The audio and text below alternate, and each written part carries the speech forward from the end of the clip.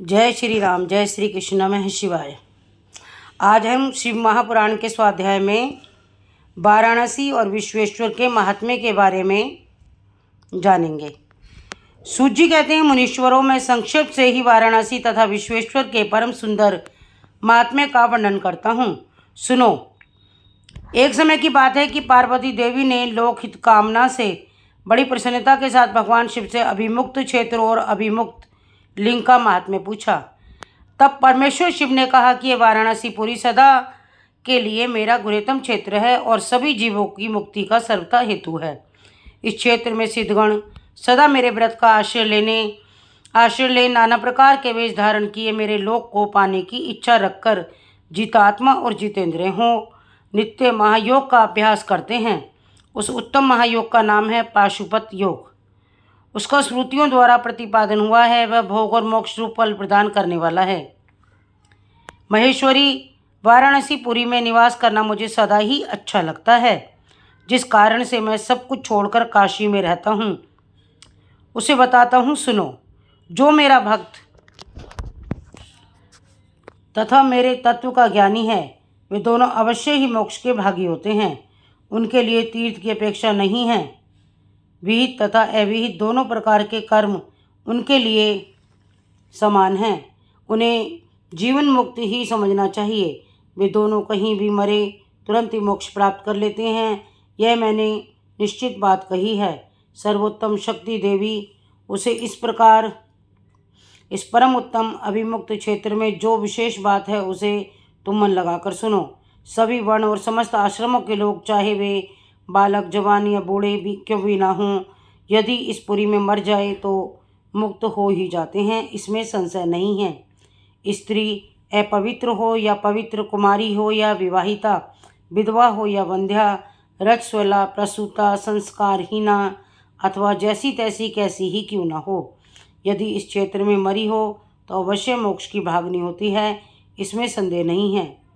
स्वेदज, अंडज, उद्भिक्ष अथवा जरायुज प्राणी जैसे यहाँ मरने पर मोक्ष पाता है, वैसे और कहीं नहीं पाता। देवी, यहाँ मरने वाले के लिए न ज्ञान की अपेक्षा है, न भक्ति की, न कर्म की आवश्यकता है, न दान की, न कभी संस्कृति की अपेक्षा है, न कभी धर्म की या नाम कीर्तन, पूजन अथवा उत्तम जाति की भी अपेक्षा नहीं होती। जो मनुष्य मेरे इस मोक्षदायक क्षेत्र में निवास करता है, वे चाहे जैसे मरे, उसके लिए मोक्ष की प्राप्ति सुनिश्चित है। प्रिय, मेरा यह दिव्य पुर गुरुतम है। ब्रह्मा आदि देवता भी इसके महात्म्य को नहीं जानते, इसलिए यह महान क्षेत्र अभिमुक्त नाम से प्रसिद्ध है, क्योंकि नैमिष आदि सभी क्षेत्रों में यह श्रेष्ठ है। यह मरने पर अवश्य मोक्ष देने वाला है। धर्म का सार सत्य है, मोक्ष का सार समता है, अथवा समस्त क्षेत्रों और तीर्थों का सार अभिमुक्त तीर्थ काशी ही है, ऐसी विद्वानों की मान्यता है। इच्छानुसार भोजन, शयन, क्रीड़ा तथा विविध कर्मों का अनुष्ठान करता हुआ भी मनुष्य यदि इस अभिमुक्त क्षेत्र में प्राणों का परित्याग करता है तो उसे मोक्ष मिल जाता है। जिसका चित्त विषयों में आसक्त है और जिसने धर्म की रुचि त्याग दी है, वह भी यदि इस क्षेत्र में मृत्यु को प्राप्त होता है तो पुनः संसार बंधन में नहीं पड़ता। फिर जो ममता से रहित, धीर, सत्वगुणी, दम्भहीन, कर्मकुशल और कर्तापन के अभिमान से रहित होने के कारण किसी भी कर्म का आरंभ न करने वाले हैं, उनकी तो बात ही क्या है। वे सब मुझ में ही स्थित हैं। इस काशीपुरी में शिव भक्तों द्वारा अनेक शिवलिंग स्थापित किए गए हैं। पार्वती, ये संपूर्ण अभिष्टों को देने वाले और मोक्षदायक हैं। चारों दिशाओं में 5 कोस फैला हुआ यह क्षेत्र अभिमुक्त कहा गया है। यह सब ओर से मोक्षदायक है। जीव को मृत्यु काल में यह क्षेत्र उपलब्ध हो जाए तो उसे अवश्य ही मोक्ष की प्राप्ति हो जाती है। यदि निष्पाप मनुष्य काशी में मरे तो उसका तत्काल मोक्ष हो जाता है। जो पापी मनुष्य मरता है, वह काय व्यूहों को प्राप्त होता है। उसे पहले यातना का अनुभव करके ही पीछे मोक्ष की प्राप्ति होती है। सुंदरी जो इस अभिमुक्त क्षेत्र में पातक करता है वह हजारों वर्षों तक भैरवी यातना पाकर पाप का फल भोगने के पश्चात ही मोक्ष पाता है। शतकोटि कल्पों में भी अपने किए हुए कर्म का क्षय नहीं होता। जीव को अपने द्वारा किए हुए शुभाशुभ कर्म का फल अवश्य ही भोगना पड़ता है।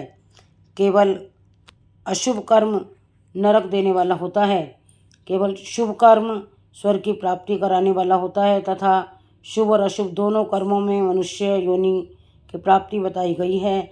अशुभ कर्म की कमी और शुभ कर्म की अधिकता होने पर उत्तम जन्म प्राप्त होता है। शुभ कर्म की कमी और अशुभ कर्म की अधिकता होने पर यहाँ अधम जन्म की प्राप्ति होती है।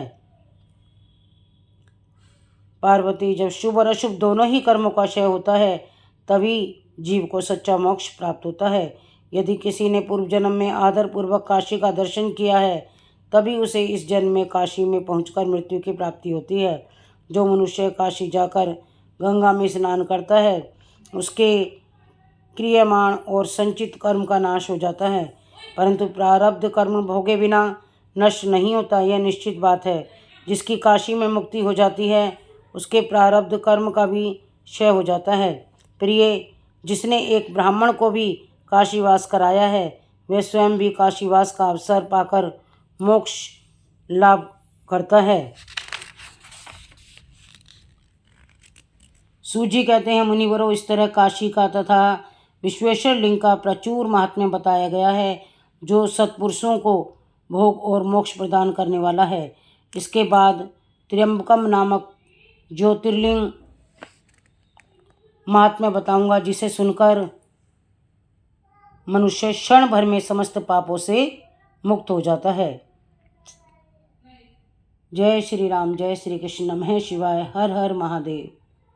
काशी विश्वनाथ जी के महात्म्य की ये हमने आज कथा सुनी, पुण्य अर्जित किया आपने और मैंने। आप मेरे इस चैनल को सब्सक्राइब करें और इसी तरीके की धार्मिक कथाओं का आनंद लें और पुण्य अर्जित करें।